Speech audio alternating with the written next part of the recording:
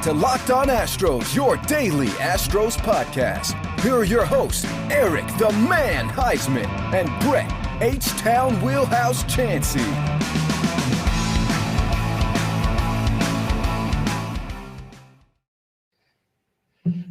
We are Locked On Houston Astros, and we hope that you join us for a daily Locked On Astros podcast. My name is Eric Huysman. You can find me on Twitter at Eric Talks Astros. You find the show at Locked On Astros. Your team every day. Brett, where can you find you at? They can find me at H-Town Wheelhouse on Twitter and Astros411 on Twitter, Instagram, and Facebook. Always positive, always Stros. Are you entertained, Astros fans? This was the series that y'all been waiting for. The Astros scored a lot of runs, except for that one game where they scored that one run, but they scored a lot of runs otherwise. And this was one of those series that kind of leaves you scratching your head. How can they score all 15, 1, 7, and what did they end up with today? I lost count. 12 runs. It's just like, what the heck? Why can't they do this every day? And it's just frustrating, but that's just what the Astros offense is this year. It's like, it's either going to be feast or famine. And that's something that we could discuss on the Spotify Green Room. And this episode is brought to you by Spotify Green Room. It's changing the way we talk sports. Download the app and join us this week. We may still do one this week. We'll see. We already did one on Monday, but we typically do it on Friday, Saturday, just to talk about the game, just kind of catch up since we don't do a actual podcast over the weekend. But it's changing the way we talk about sports. And the Astros are changing the way that people are thinking about maybe how the Astros are viewed, because the Astros are viewed by this, the whole cheating scandal. And I think they're seeing now that this team is a legit team. This team is scoring a lot of runs. Yes, granted, I know it's the Texas Rangers. I know they're not a good team. They're not going to be a good team for a couple years. And they have this pretty little semi-pretty ballpark out there. And they don't have this good product to play in that pretty semi-pretty ballpark. But it's good to see them get the magic numbers down to 10. The Astros still have a chance to possibly catch the Rays, but a lot has to go right for the Astros to catch them. But right now, they just need to secure that second seed in the AL, and they're probably going to face the White Sox if everything holds, unless they somehow catch the Rays. Yeah, I honestly don't think they're going to catch the Rays. I think they're going to be fine with the second seed. I'm fine with them being the second seed. I do not think that they will let the White Sox catch them. The White Sox have 83 wins. The Astros have 86 now. The White Sox have lost 2 in a row. They're 4-6 in their last 10 games. The Astros are 7-3. I like the second spot. I like the first 2 games of the ALDS being in H-Town. I think that's going to bode well for us. We played the White Sox very well in Houston, and this offense is firing. I mean, Chas McCormick, 12 home runs and 244 at-bats. I mean, he comes in there and just hits bombs. And I swear sometimes when the guy swings, he looks a lot like Jeff Bagwell. I know he doesn't have the stance, but there's something about when he swings, when he makes contact with the ball, that just the way his bat goes through the strike zone, he looks a lot like Bagwell when he hits home runs.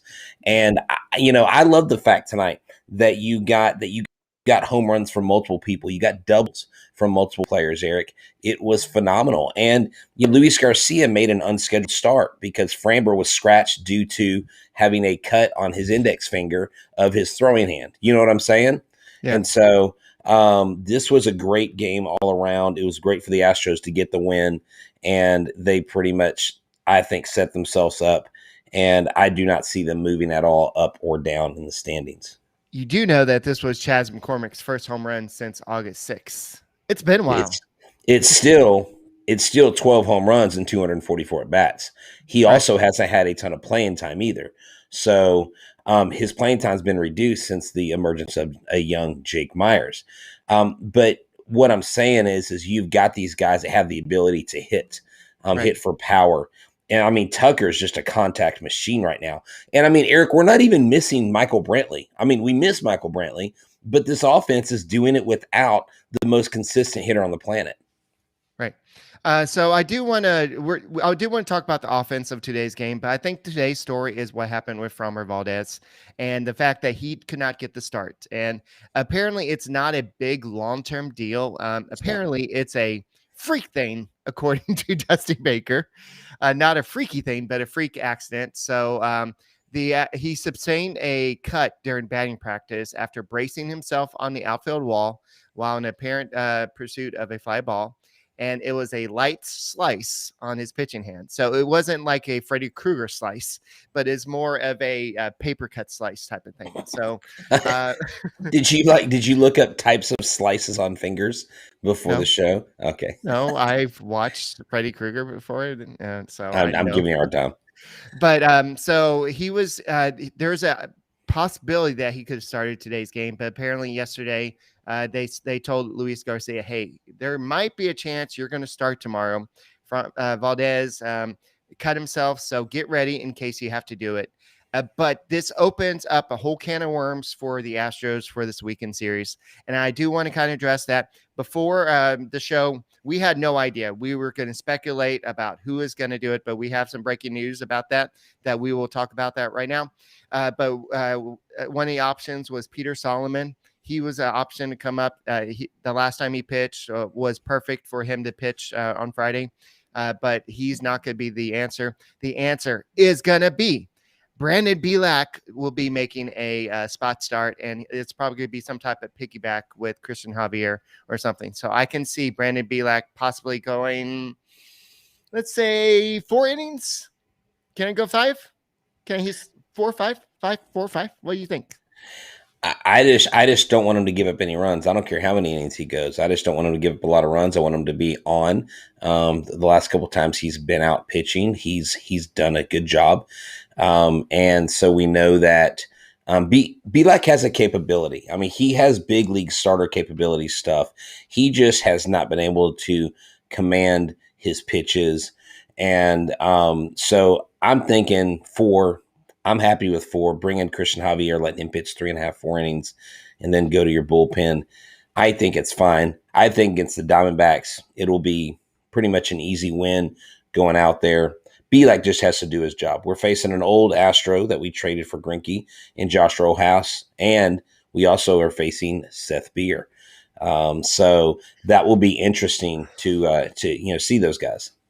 Yeah, I may have to have a cold one in memory of Seth Beer this weekend. So in memory, he's not dead. Well, I know, but this could have been a excellent marketing thing for the Houston Astros, and a lot of people would have bought beer 30, and that could have been excellent for the Houston Astros. But yeah, in a second, we'll go ahead and talk about Luis Garcia. Luis Garcia came out. He didn't really have like the best stuff, but he still, even when he doesn't have the best stuff, he still goes out there and pitches great. He only gave up 1 run. I mean, no, I'm not saying he sucked or anything. I'm just saying that he actually, he gave up that 1 run. Yeah, he still pitches great, but he does, even when he doesn't have his best stuff, he still does good. And on Sunday, it's still TBA right now, so they're hoping Framber Valdez is going to be available. Right. But we don't know if he's going to be available, and so we'll have to see what's going to happen. So it's kind of makes you wonder if he needs a Built Bar to kind of help him.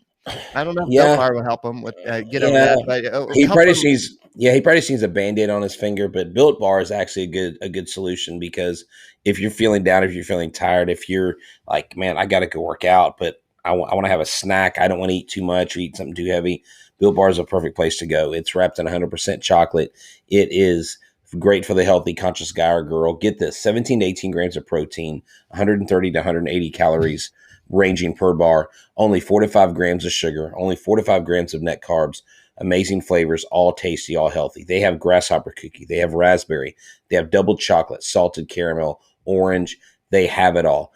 Built Bar is the official protein bar of the USA Track and Field team. I think that's pretty cool myself. So do this. Go to Built.com and use the promo code LOCKED15. That's LOCKED15, and you'll get 15% off your order. Use the promo code LOCKED15 and go to Built.com. You'll get the same discount that we as regular customers get. BuiltBar.com, the best bar in the biz. Okay, I think this is super awesome.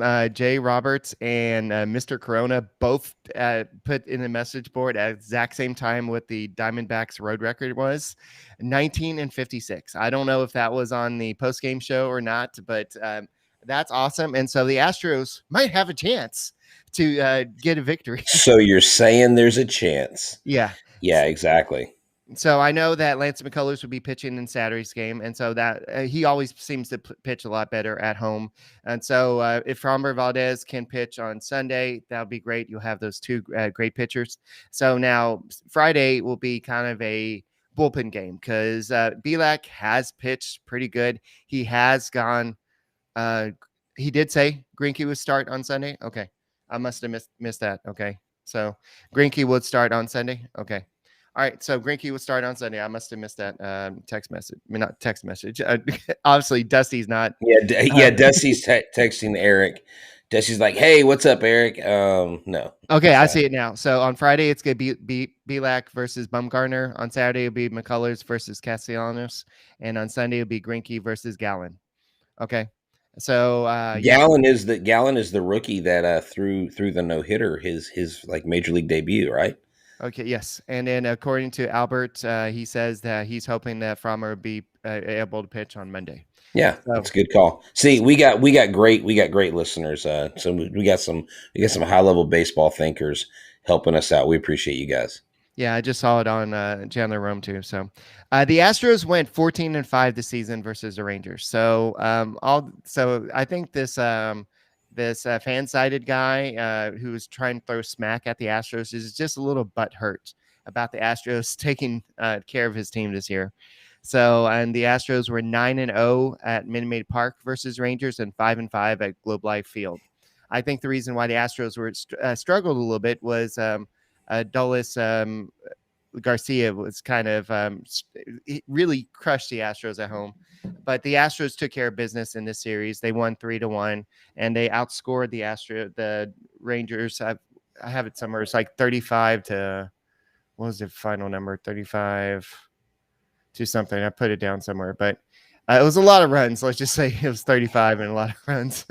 So hey, I am Heels in here, and he's asking what hitter is impressing us the most this year. He said, and he knows it isn't over the year, but for him, he's going to go with Jake Myers. Of all the hitters this year, Eric, who would you say stands out to you as, I guess, the most impressive overall performance? Overall, I would have to say Tucker.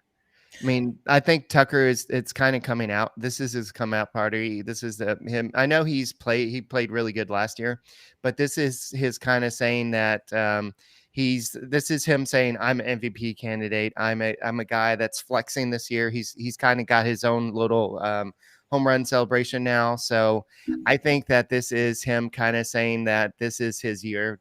He is the kind of becoming the MVP. But you know what? Somebody's kind of trying to take the MVP talk back, and it may be a little bit too late for this season. But if he takes the MVP talk back during the playoffs, that's be really good for the Houston Astros, and that's Alex Bregman. Alex Bregman is looking great. I did watch that documentary and the video, and that was great seeing how he kind of now we understand a little bit why he was struggling, why he didn't come back so early. He was not ready. He admitted that he was not ready. But now we saw him at one point. I know he kind of struggled in his last two at-bats or one at-bat or whatever it was. But at one point during the game, he was back at 300. That was a big deal for Alex Bregman. I know he looked up at that scoreboard and he was like, I'm back at 300. That meant something to him. So I think for me, I was expecting Kyle Tucker to have this kind of year because that was my prediction for the Astros MVP at the beginning of the season. I know what kind of complete hitter it is. I know the scouting reports that I've read. I know that the many articles and the speculators have said about him, and he's been one guy that they've been correct about. But like is being mentioned by some of our listeners here and people watching, it is very hard to ignore. Tyler Osborne says to ignore the comeback that Bregman is having.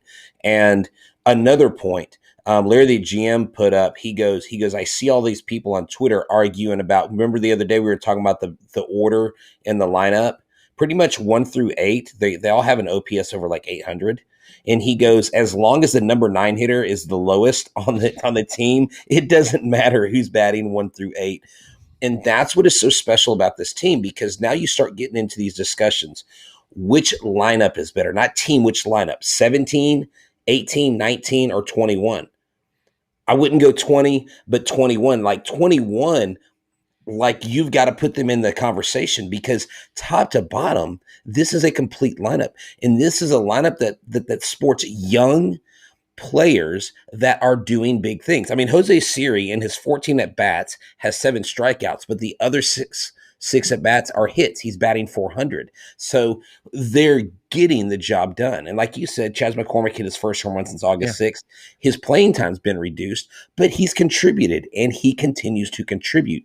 Right. This team, Eric, is loaded. They may go in as the number 2 seed, but they are the team to beat. Not the Rays, not the White Sox, not the Red Sox, not even the Blue Jays. The Houston Astros are the premier team to beat. And if you're going to beat them, you're going to have to outscore them, period, end of story. All right, I'm Hill. I guess if you said surprise, I guess I would have to go Jake Myers as well, because he's a guy that kind of came out of nowhere, and he's kind of taken over center field for the most part. I know that Siri played center field today, and he got his first put out at second base, and that was a great throw. It was a little bit miscommunication between him and Kyle Tucker, but he threw a strike to second base, and they got the runner out.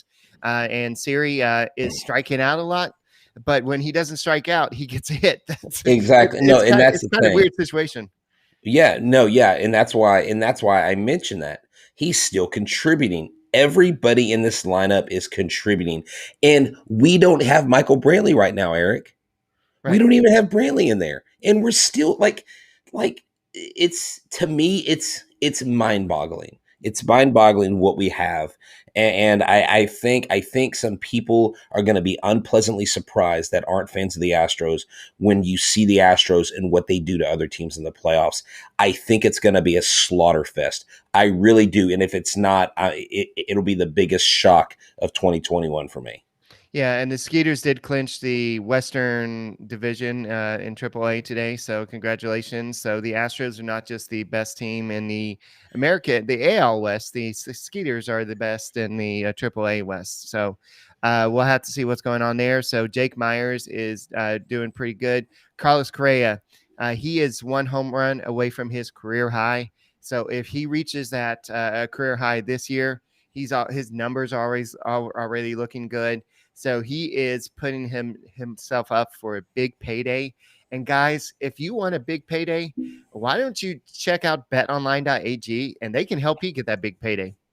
That's right. We're back and better than ever. All eyes are on the gridiron as teams are back to start another football season. As always, BetOnline is your number 1 spot for all the pro and college football action this season. With the new updated site and interface, even more odds, props, contests, BetOnline.ag continues to be the number 1 source for everything football. Head to the website or use your mobile device to sign up today to receive your 100% welcome bonus. That's right.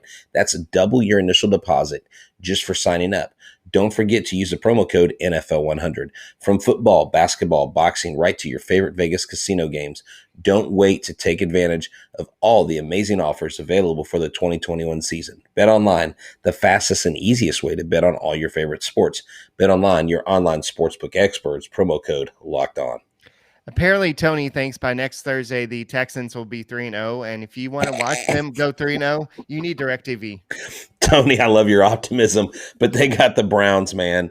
And I actually, I did a little thing, NFL Carousel today, representing the Texans, and we flipped it. We had to defend the opponent. And so I gave my reasons why the Browns were going to trounce the Texans. I think I won the debate, and I hope I'm wrong. The Texans had a great first week, but Chubb, Mayfield, Myles Garrett, I mean, I don't know, man. The Browns are for real. DirecTV, Brett? Oh, DirecTV. See, and if you want to watch the game next week, and you're basically what happens is so many people, they have a cell phone, they have a computer, they have a device, they have their best friend's mom's, cousins, brothers, roommates, password for the good stuff, right? But I want to tell you there's a simple way to do it, to get all the entertainment that you love without the hassle, and a great way to finally get all your TV together. It's called DirecTV Stream, and it brings live TV and on-demand favorites together like never before so that you can watch your favorite sports, TV, movies, and shows all in one place. That means no more juggling remotes, no need to buy another device ever again, and the best part is there's no annual contract. So get rid of all the clutter and the confusion and get your TV together with DirecTV Stream. You can learn more at directtv.com. That's directtv.com. Compatible device required. Content varies per package. All right, so I know we've been complaining a lot about the Astros bullpen, and they've made some adjustments. They made some trades at the deadline. You'd be happy to know that at the trade deadline, I believe they were around 14th in terms of ERA. They're moving on up. In terms of the whole season, they are now 9th overall with 3.97 ERA. Their WHIP is moving on up as well. They are 11th with a 1.29 ERA.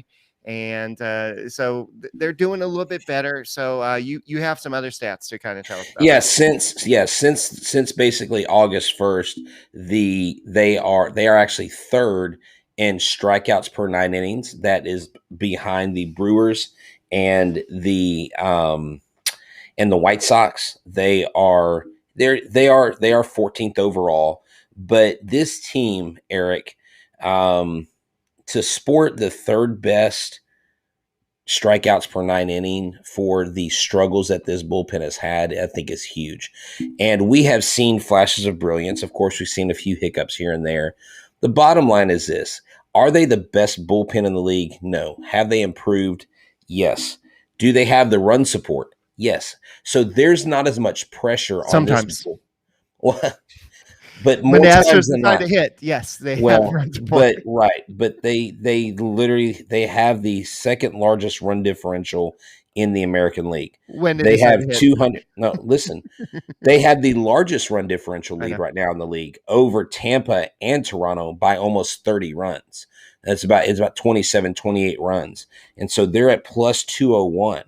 And the only the Giants are plus 181. I mean, the Giants don't even score as many runs as the Astros compared to what they give up. That bodes well perfectly for this team. Your pitchers don't have to be perfect. They just have to be really good. And when they're really good, I think it helps that you have these guys that have the OPS of 800 or more. And so it is definitely one of the things that I really hope is the unsung. I hope the relief pitchers are the unsung heroes of the playoffs, Eric, because they have been dragged through the mud. They've had to go through a lot. They've had to deal with a lot of injuries. Remember, COVID protocols, all kinds of stuff, guys going up and down, the trade, all this stuff. There's been a lot of turmoil to where you would think that this team would not be in the position that they're in right now. If I listed all the struggles they've gone through this year, all the injuries, you would say there's no way they end up second in the American League right now. So, yeah, it's definitely as much as they've missed Bregman this year. That's the biggest loss. Anybody that misses a player like Alex Bregman, you would think huge. that they would be struggling. But thanks to Ledmus Diaz and huge. I'll go and say it just for giggles since he's not here anymore. Thanks to the contributions of Robel Garcia.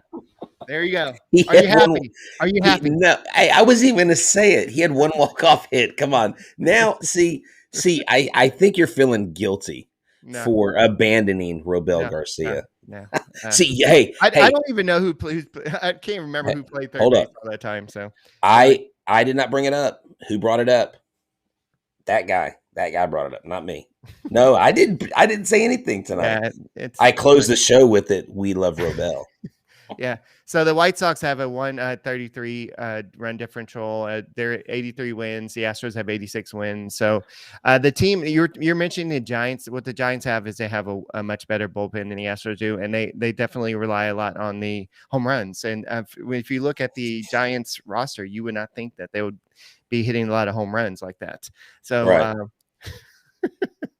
See, you brought it up. No, they're making sure that you're okay. About the Rebel, but, they were okay. But yeah, so it's okay, guys. I don't care about Rebel. I'm more sad about Jacob Wilson. Not anyway. So no, I'm actually glad that Marwin Gonzalez is back on team. I think even though he only has 2 hits on this roster, and I'm with Chandler Roma on this. Why was Marwin Gonzalez not on the field today?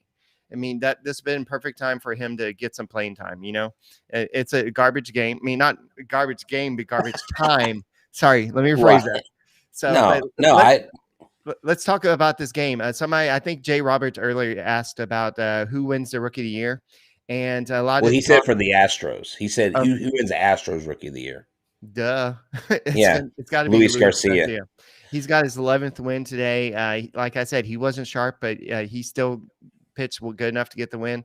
3.37 ERA. He had 3 walks today, 5 hits, but he still has a way of pitching out of trouble. He's 7 losses on the season, but this is a guy that nobody knew about before last season. The only reason why he got a sniff of anything last year was because of the COVID situation, and it was all hands on deck, and that's why he got a chance last year. But this guy sees that chance, and now you see he's one of the Astros' best options, and this guy could be here for the long haul. I remember the first time when he pitched. He pitched 1 or 2 innings, right, against Oakland last year. I remember watching him pitch in his windup going, who is this guy? Well, that is an odd windup. Look, he's got long, just everything about him was not like prototypical pitcher, the long ponytail, they call the ChaCha slide now.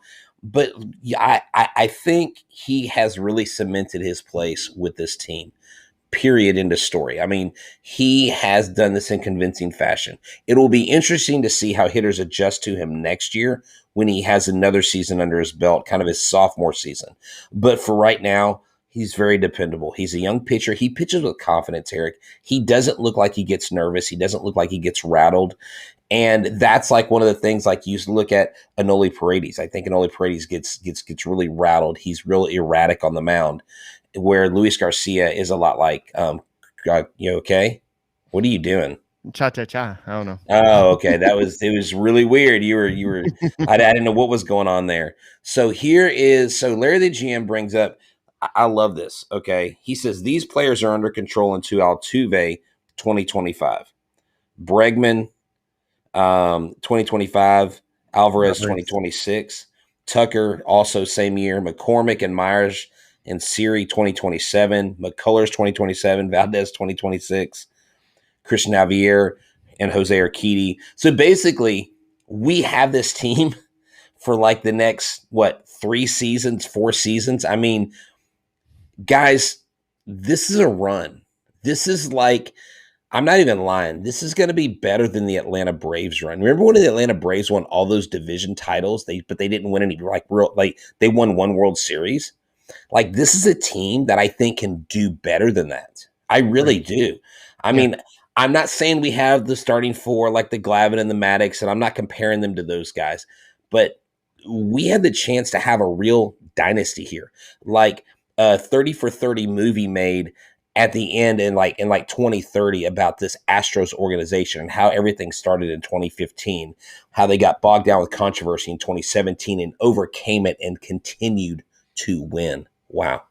Hey guys, I see y'all saying that we need to do a Luis Garcia cha-cha-cha challenge on TikTok. Can y'all wait till I can actually walk, and then maybe I can actually do it? But the season will be over, won't it? Yeah, but y'all can go do it. Y'all youngins can do it, and I'll hey, y'all can do it. You can tag us in it, and then if someone comes up with the dance, I will imitate it. I will do my best, and we'll get it going viral. How's that?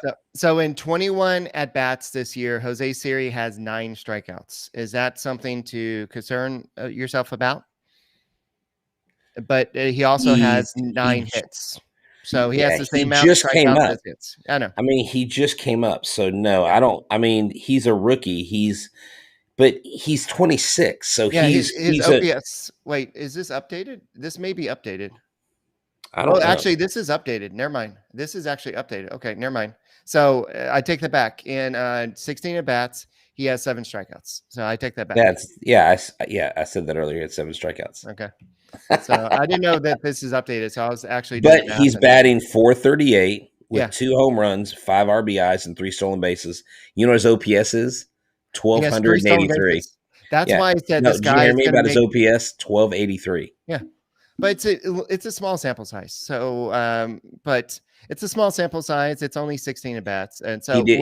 we'll see what he can do in extended playing time with Michael Brantley. And I know somebody was talking about it in the chat earlier, but yes, it's good to see these young guys playing. And this is a all rookie outfield that played today, except for Kyle Tucker. I guess at the end of the game, it was all rookie outfield. So, yeah, but the reason why I think that Jose Siri is going to make the playoff roster is for his speed. He already has those 3 stolen bases, and you can see his defense and outfield. I think he's going to make the playoff roster just for that, and so we'll have to see what happens. But so definitely looking at the offense from today, the Astros had 15 hits, 12 runs. They had 8 walks, 10 strikeouts. Overall, it was a pretty good game. Jake Myers had a good game at a stolen base. You had 3 double plays. You're going to have those when you have a lot of runners on base. But you had the bullpen come in. You had, I want to say, the C squad. I guess you could say the C squad. I don't know. You're stuck on these letters, calling these squads different things. Who is it? Let's see. It's Oh my Yimi gosh, Garcia, Phil Matan, and then Josh James. Josh James, the C squad. I'm sure they'll appreciate that when they hear it.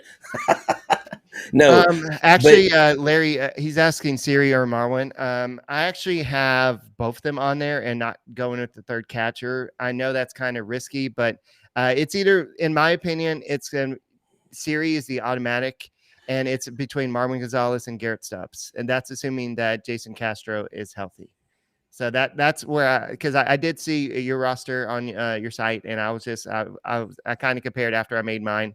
So I would say just for the playoff experience, you need Marwin Gonzalez on team, but I could see the benefit of having the purpose for having the series is pinch hitting for a Maldonado or a Castro late in the yeah, game, or pitch running. I mean. and I think someone like him, if you don't go with the third catcher, like Larry the GM is suggesting, I think the young player over Marwin, you get a guy that's young enough and naive enough to know that he's not like, oh, he's supposed to be nervous. He's young. He's a rookie. He doesn't care. I mean, this guy Siri just plays. I mean, he just has a blast. I do like the third catcher idea, Eric, and the more I think about it, not just because Larry the GM says it, but because Garrett Stubbs actually can hit. I don't know if you saw, like I said, he hit a lot, and he did very well in AAA.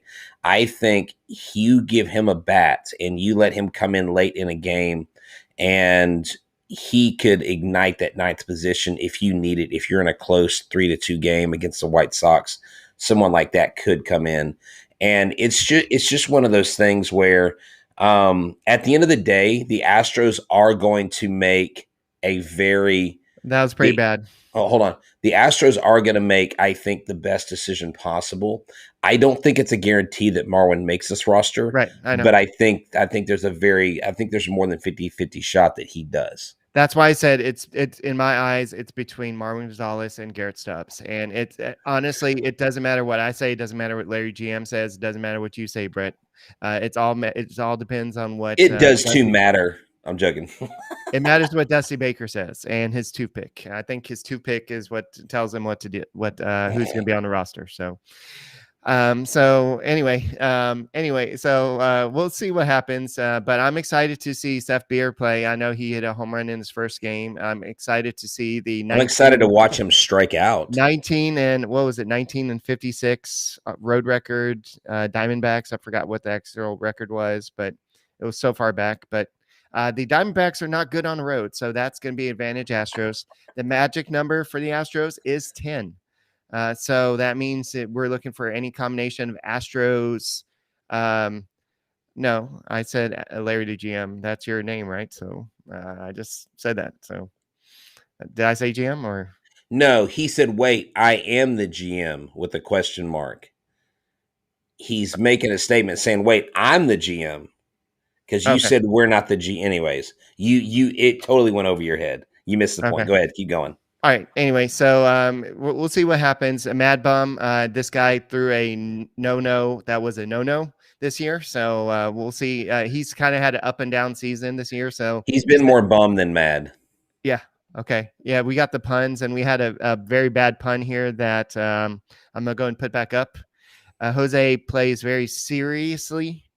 So that was pretty bad there, but good one there. So anyway, I think that we'll see some good play this weekend, and the Astros just need to take care of business. So that way they can set up the rotation, especially if you're going to play the White Sox. You need to have Lance McCullers on the mound game 1 at Minute Maid Park.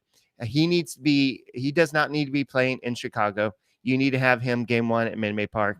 And then I think Framber Valdez, assuming he's healthy, needs to be pitching in game 2. And then from there, it's really a pick 'em. I guess you go with Greinke based on his experience in game 3, and then you go with Luis Garcia in if do or die game 4. Because do you really think about it, guys? Well, I guess it wouldn't be depending on the situation. I guess it wouldn't be a do or die. I guess it depends on the record, but I think you would want Luis Garcia if it's a opportunity to win, you want Luis Garcia over Zach Greinke. So yeah, I just find it hard to believe that Dusty Baker is going to let a veteran like that, Eric, to slip that far down to number 4. To us, it makes sense. But like you said, it doesn't matter what we say. It matters what Greinke. It matters how Greinke feels. It matters how Brent Strom feels about Greinke in those matchups. And that's where they're going to have all the analytics in front of them. They're going to have all these reports, and we're just going to have to trust that they make the right decision. And if the Astros sweep the White Sox, it's all going to be right decisions. If they split 1-1, revenge for 2005, sweet revenge. Oh yeah, dude. God, I hate the White Sox. I can't stand them. So yes, I don't care how we beat them. I just want to beat them bad, and I want them to remember us. I want to run through the playoffs the first couple rounds like we did last year. We get to ALCS. I want to kick whoever's tail is there. I don't care if it's the Blue Jays. I don't care if it's the Rays. I just want to freaking sweep. I want us to run ruckshop through the American League, Eric. I do, because I want to play the Dodgers. Screw the Giants. Screw everybody else. I want to play the Dodgers, and I want to see the Astros kick that LA ASS. I'm serious. I do, because I can't stand the Dodgers. Like Satan and the Dodgers is a close second for me. Can't stand them. Hate LA. Hate the Dodgers, period. All righty then. Well, come on, man. You all know you think the same thing. I'm just the only one willing to say it. So, all right. I think that's all we got. So, guys, have a great weekend. Hopefully, we're watching some great baseball, and we're gonna do I think we have tickets for games coming up, or maybe so. We will have some tickets for games. We also will have a 4-pack of tickets to the Houston Open. That is in Houston. It's a golf tournament. We're going to give them away. You have to be able to go. You can't be like, well, I want them, but I can't go. You have to be able to go to this. It's 4 passes to this golf tournament. 4. And those aren't cheap. So be looking for them. All righty. So, guys, that's all we got for tonight's Locked On Astros podcast. Thank you for listening. Continue to subscribe to us on YouTube, and keep on listening on Odyssey, Apple, Spotify, wherever you listen to that Locked On Astros podcast. Keep on doing it. Keep on subscribing. Keep on giving us a thumbs up. And don't forget to check out the Locked On Bets podcast. And I'm sure they're going to have the Astros as favorites. That's what everybody has the Astros as favorites to go to the World Series this year. And keep on listening, and go Astros. And we'll see you on Sunday, aka Monday, for the next Locked On Astros podcast.